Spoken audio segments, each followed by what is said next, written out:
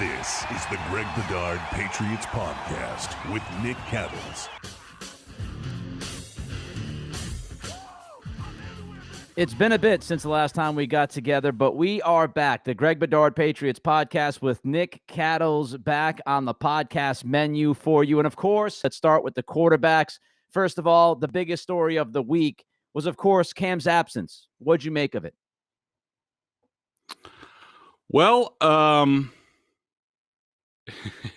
well, I mean, it was unfortunate for Cam. It was unfortunate for the team. I put the blame squarely on Cam, and we'll sort of talk about that a little bit more in the member question. But I think, anytime anything goes on with a player, whether it's testing positive for what have you, COVID, whatever, it's the player's responsibility. I thought that the Patriots covered for Cam Newton in their statement.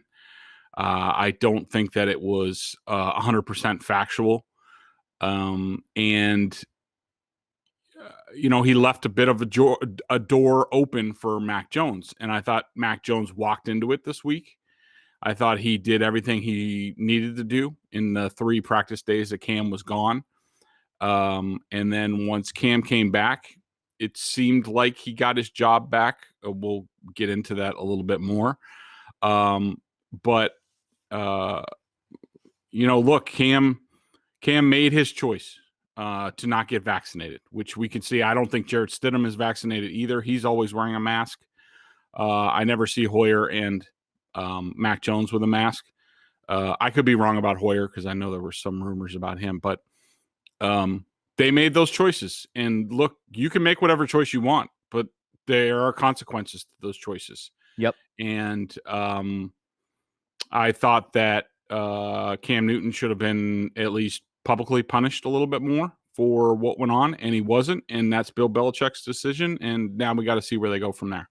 I agree with you. Consequences, right, to your decisions. John Rahm, a couple of months ago, the golfer, he was pulled out on a Saturday at the end of that day during a tournament. He was leading by multiple strokes. Yeah, multiple strokes.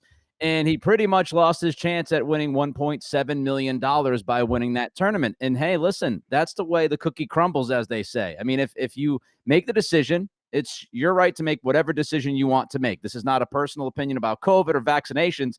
If you are unvaxxed, there are consequences. And we've seen it across the NFL already. We saw it in Minnesota when the entire quarterback room had to take 5 days off and Mike Zimmer blew his top. So there are certain things going on in the league.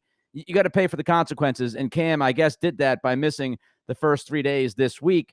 With that said, you mentioned quickly that you thought Mac walked through that door. To you, Greg, did he make the absolute most out of this opportunity he was handed?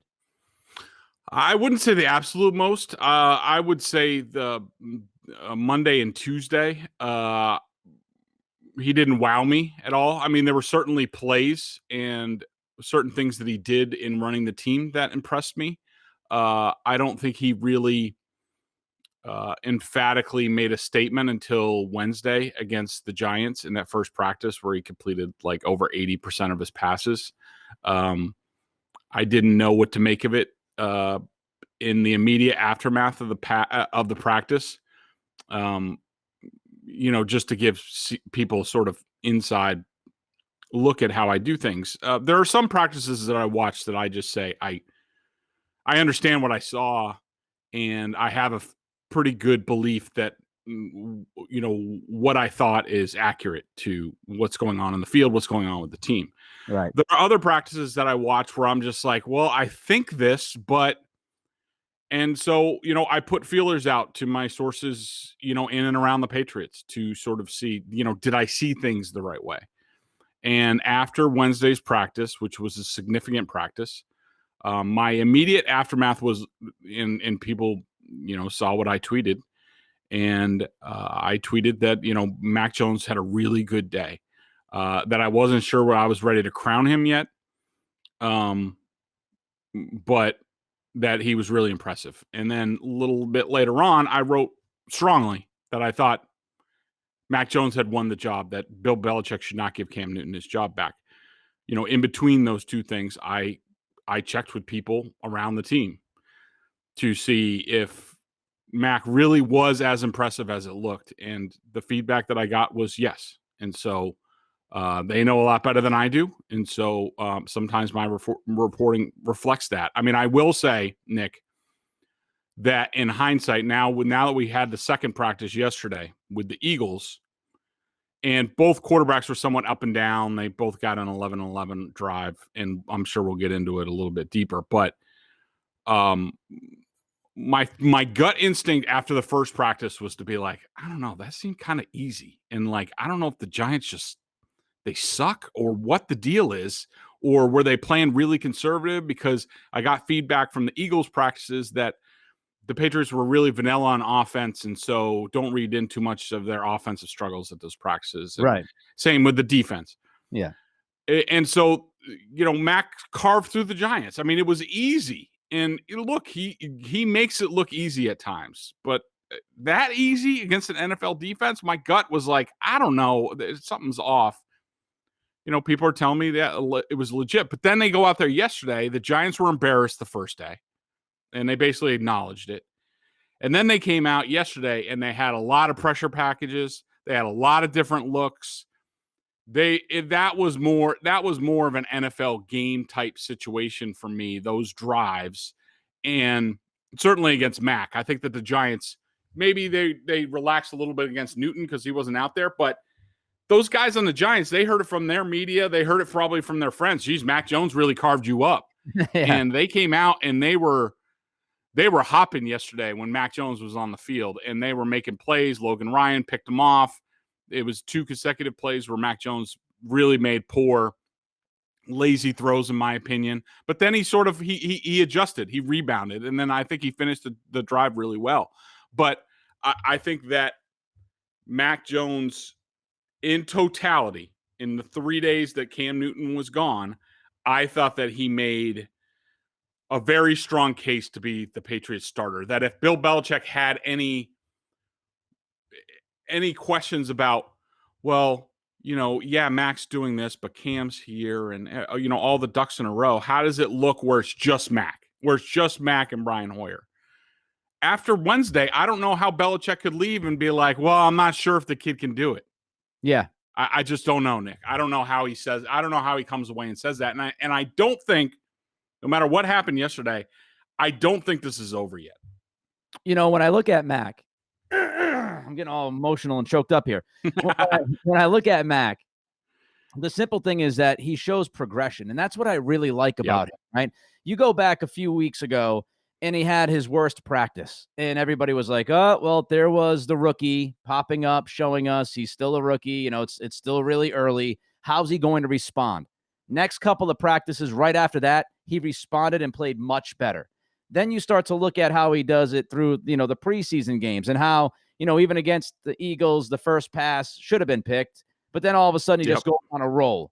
And then this week when Cam's out, Monday, not very good against the number 1 Pats defense. Maybe that was, we should give some credit to that defense as well. But on Monday, not a great start. And people are going, uh-oh, here we go. Cam's out. Everything's on Mac. First time he has a chance, he's not very good. And then Tuesday, he gets better. And then Wednesday, he gets even better than that. What I love about it is that when it seems like he has a tough time, and you just mentioned about this yesterday, not a great start for him again. It was a really sloppy, 20-play drive and 4 drops and a penalty. It was really, really sloppy, right? And it didn't look good.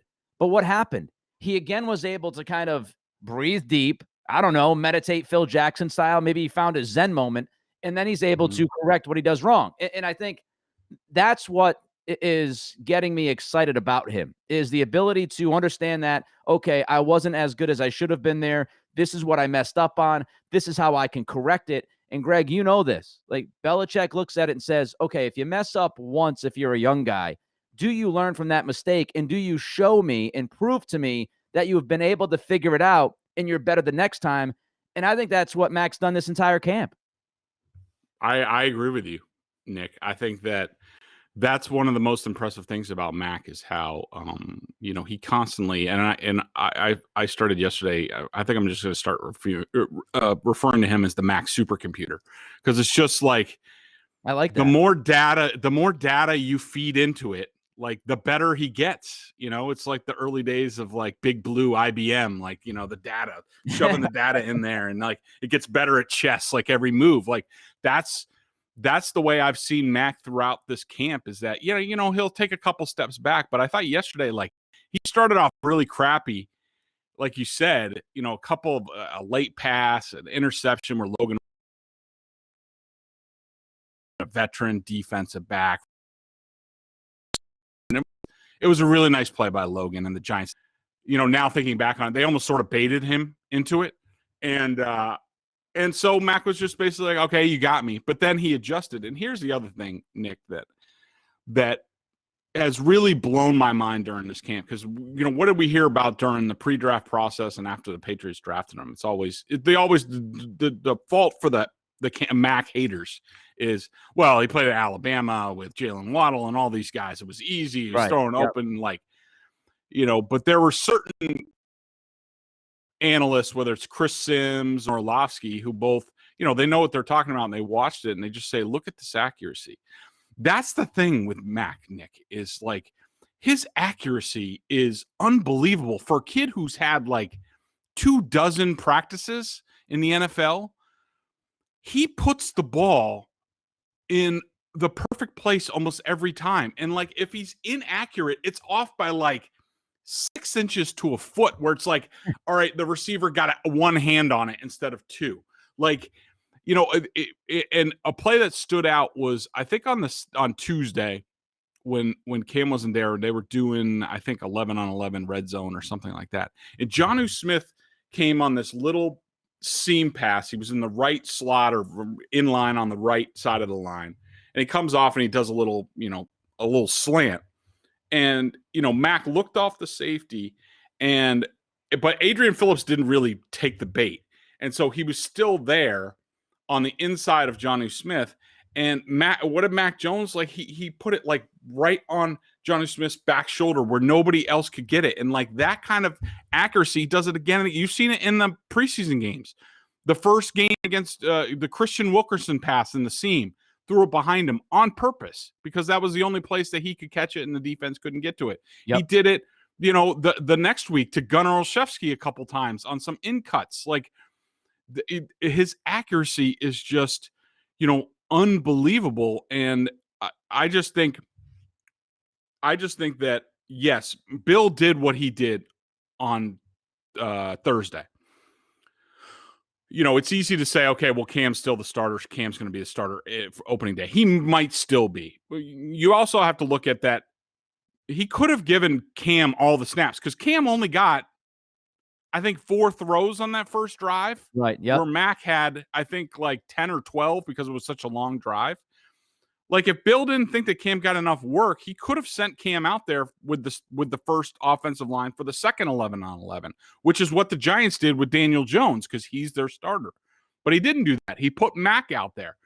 To me, that says that this is still a competition, or at least he's telling Mac, you did a good job the past couple of days. We haven't forgot about what you did. But I still think, and I think you and I have talked about it, that now they have gone behind closed doors. Today's the first practice that we are not allowed. They're behind closed doors until the season opener. I don't think that Bill Belichick has made a decision yet. I don't think he's going to really move the team in that direction until after the Giants game.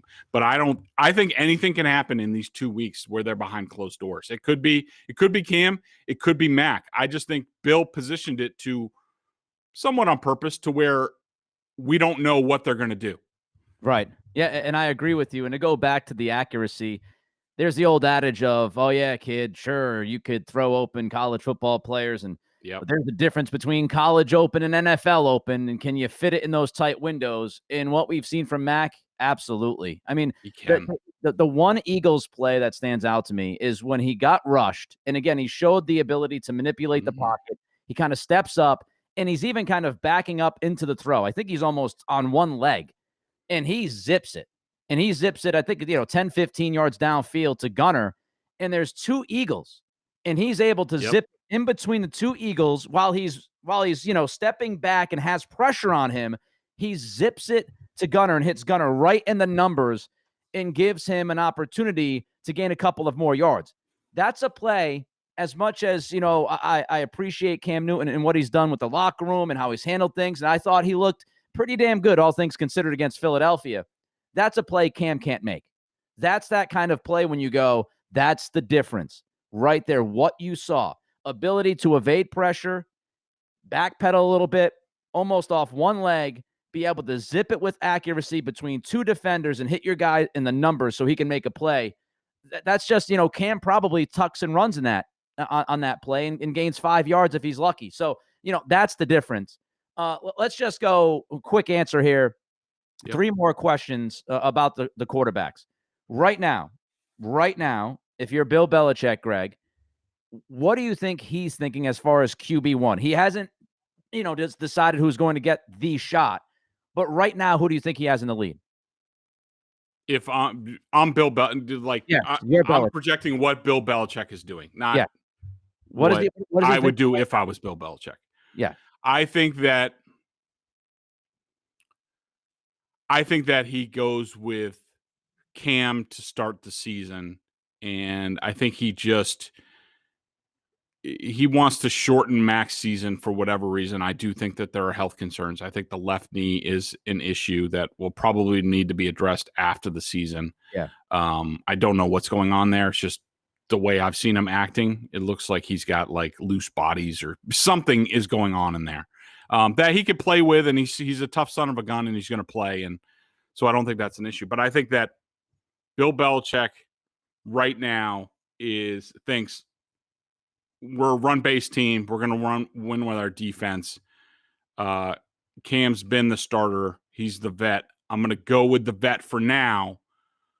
But I feel really good about Mac Jones, and I'm ready to put him in whenever I can. So was this ever a quarterback battle? Or do you think Bill in his head said, Cam's going to start week 1. That's what it's going to be. We're going to challenge the rookie as much as we can. But I pretty much know the end of this story. I do think it was a quarterback competition. And, I say that because if Mac Jones, didn't keep up his end of the bargain, then they would just redshirt him this year. And I don't think that they're going to do that. I think that the argument that I keep making is, and I don't know if I'm not making the point clearly enough because people don't understand it, but the week 1 opening day starter doesn't mean anything. It doesn't if you have 2 guys who are really close and you have one guy who's a vet who's been in the league like 12 years and has been in the system for 2 years. And the other kid is a rookie first-round pick who has only been here for a couple of months. They could easily just say we're redshirting Mac. It's Cam's team. We're not only putting Mac in if there's an emergency. And actually, we're going with Brian Hoyer as the backup, and Mac's not going to dress. Like, that would mean there wasn't a quarterback competition. There was a quarterback competition because if it's week 6 or 7 or 8, what have you, and Bill and Josh McDaniels look at it and they say, you know what? Cam hasn't progressed as much as we thought. The passing offense is limited. We can't win like this. We need to go to Mac. Then that means that Mac Jones won the quarterback competition. Week 1, week 6, it doesn't matter. Week 1 is an arbitrary, made-up deadline. It doesn't mean anything. It doesn't. And I don't know why people keep misconstruing this. But if I think Mac Jones is going to be the quarterback to finish the season for the Patriots, and in my mind, that's all that matters, and that shows you that it has been a competition because Mac had to win that. He had to win that trust, and I think he's done that. Yeah, and they say in the NBA, it's not who starts the game, it's who finishes. You hear that all the time, and you could say that about the football season. One last one for you. You were one of the first guys, if not the first guy, watching Mac in mandatory minicamp and the control at the line of scrimmage. And I always remember you saying he calls out the mic. He makes an adjustment with the protection. And, he looked, I believe it was at Kendrick Bourne or Agholor, and they kind of had this, this is what we're going to do, and the ball was out quick. So going from that very first time when you wrote about that, Greg, to where we are right now on August 27, 2021, did Mac end up exceeding your expectations over the last few weeks? Absolutely. Mac has exceeded my expectations. I mean, I did say after the first practice that he was going to be the starter sooner rather than later, but on field, his physical abilities, the ability to manipulate the pocket like you talked about, has been better than I thought it was going to be. His accuracy has been better than I thought it was going to be. But here's the other thing. I don't even think they've really gotten into what the sweet spot is going to be for Mac Jones, and that's his abilities at the line. That's why, I disagree with some people who make the point, well, you need to have the starter named and he needs all the reps. They really haven't gone very far in practices, and aside from identifying the mic and maybe a few small changes, they haven't advanced very far in this. I think that the offense that they are starting with the year, Nick, we've always talked in years past about how the Patriots defense goes pretty vanilla and then they build and build and build to the end of the year. And we never had to worry about it because it was Tom Brady as the quarterback. They were always going to be advanced, and Tom was going to be Tom. I think we're in that situation now with the offense. I think that they're going to start very basic and they're going to start to layer on. And I think that's part of where Cam and Mac can differentiate himself from Cam, and he might get the job earlier than we think, because I do think they're going to start layering that stuff, because that's the whole key to this offense. You need a quarterback that can read the defense pre-snap, make the adjustments so that the offense gets into a good play. All right, rapid fire. We got to go less than a minute on each of these. What's the latest with Stephon Gilmore? Are you concerned yet? I am mildly concerned. I think that the two camps are in two different places. I think Stephon wants to get paid. He wants to get paid to show up, and the Patriots are open to paying him after he shows up and proves that he's beyond his leg surgery and he's a number one corner. If he wants to be paid as a number one corner, I don't blame the Patriots. I can't really just say, oh, okay, Stephon, you had major leg surgery last year. We're just going to pay you as a number one corner, even though we haven't seen you on the practice field yet. So I think they're in a game of chicken at this point, but it's got to come to some sort of resolution by Tuesday, because either they leave him on PUP and then he's not eligible to start practicing until after week 6, or he comes off and he gets ready. I mean, I think both sides are reasonable. I think that Stephon should give them an offer of good faith by showing up whenever they report after the Giants game, Tuesday or Wednesday, to work.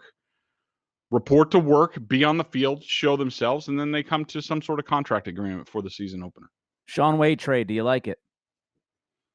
I like it in that it ups the talent level in the defensive backfield. I just don't know where he plays. I think that's part of his issue. I think that's part of the reason why he, quote unquote, fell in the draft to the 5th round. I mean, you're talking about a guy, and I don't think people should make the mistake of, oh, well, this guy, they got him. Now he's going to be the cornerback if Gilmore's not ready. You're talking about a 5th round pick who didn't make the Ravens. Yes, the Ravens are stacked in the defensive backfield, and this kid has played well. But at Ohio State, he was a star for 2 years at slot cornerback. Yep. They moved him outside his final year, and he was like the worst cornerback in Division I. I mean, in terms of the production he gave up. So I think NFL people that I talk to, they're not sure. They think maybe his long-term position, because he's almost 6'1", he's a big guy. He tackles excellent. He could be a free safety, which, Devin McCourty's not getting any younger. So that gives you options down the road. So I don't know where he fits. I just know that he ups the talent level of the defensive backfield, which has kind of slipped in recent years due to the draft. Sony Michel traded to LA. We know Damien Harris is the number one back.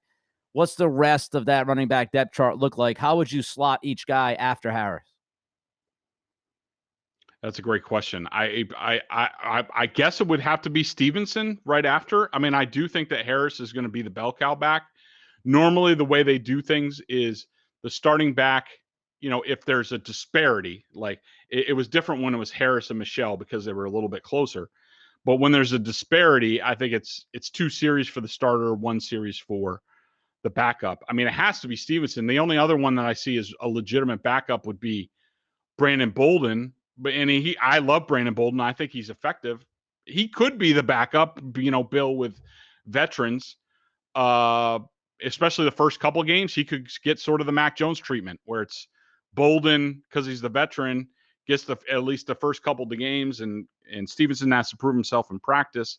But I think, J.J. Taylor is a big beneficiary of this trade. Yep. I did not like having to keep 6 running backs on my 53-man roster. And so this trade solved that. I thought it was a win-win for both sides. I think Sony will do really well there. I actually drafted him for my son for his fantasy league because I had to do his draft the other day. But so we'll see. Yeah, I'm pissed I didn't draft Damien Harris in my fantasy draft now. Oh, boy. We know Nelson Agholor is paid like the number 1 receiver on this team, but is Jakobi Meyers the actual number 1 receiver on this team? Right now, yes, unequivocally.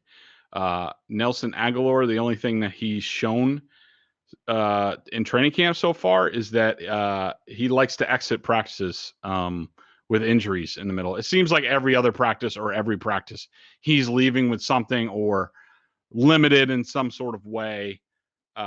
It's been disappointing because I think he's good. I think he's going to be good this year. And, knowing Belichick with a lot of these guys, what's been going on, and includes Gilmore, and how Bill loves us in the media. Bill was probably like, I don't really care what we do in camp until we close the door, and we have 2 weeks now. And so, just get everybody healthy for that, and then we'll go, once those idiots in the media are gone and they can't report on what we're doing.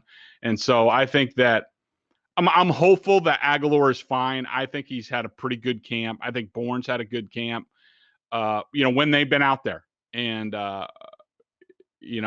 we haven't seen much of Agholor, but and I've been disappointed in his game production. It's been like nil when he's been out there, but I think he's going to be a good player for this team. I think Kendrick Bourne is going to be sneaky productive for this team as well. The BostonSportsJournal.com member question of the day. Check them out over at BSJ. $39.99 is the annual plan. You get all sorts of great intel and breakdowns of all the Boston pro sports teams, of course, and also Patriot stuff from Bedard. He breaks down coaches' film, weekly chats, excellent stuff from Greg. Better than the alternative is who asked this question this week. Hey, Greg, a little confused. The Pats official and hardline is that Cam followed team protocols and got clearance to do what he did. You are saying quite the opposite. Knowingly violated, i.e., first-degree rule breaking. Can you provide the background on that, please? The background is pretty black and white for me. I mean, well, number one, I never believe I will never believe when a team puts out a statement, like, ever. I mean, they all have their own reasons for doing things. They can't be disproven. I mean, I'm at least going to be doubtful about it and then go from there.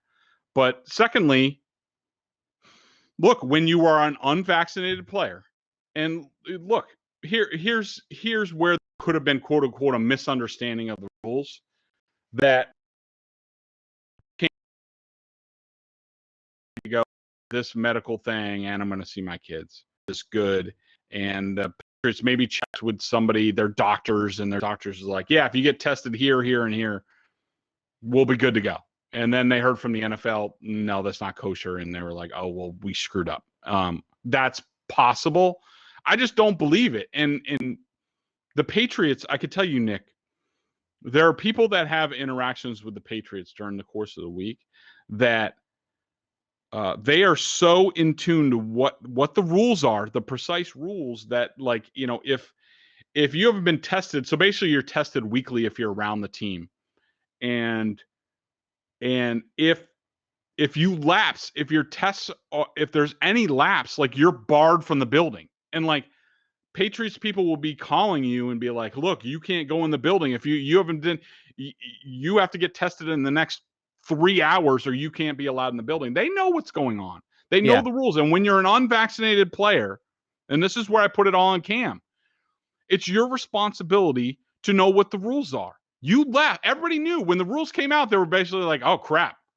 Man, when these guys are on a bye week, the unvaccinated guys can't leave because they're going to have to re-enter. They can't do the testing unless you're in a quote-unquote NFL city where you can go and do the testing with the company that does the testing for the NFL. You're the BioReference, you're screwed. And we all knew this. And Cam knowingly left the team And he knew this was a possibility. So I think the team is completely covering Cam's ass, which they do. They take a bullet for any veteran players who do the right things and say the right things. They're going to have you had their back. They're going to have your back. And I think that's exactly what went on here. Cam had to sit out for 5 days. It's nobody else's responsibility but Cam Newton, period. End of story as far as I'm concerned. His name is Greg Bedard. I am Nick Cattles. It's the Greg Bedard Patriots Podcast with Nick Cattles. Sunday night, we've got the Giants. We've got the Patriots. Last preseason game, and then we're talking real, actual football that counts. We'll be back early next week to talk about that game and also look forward. Until then, everybody have a great weekend and be safe.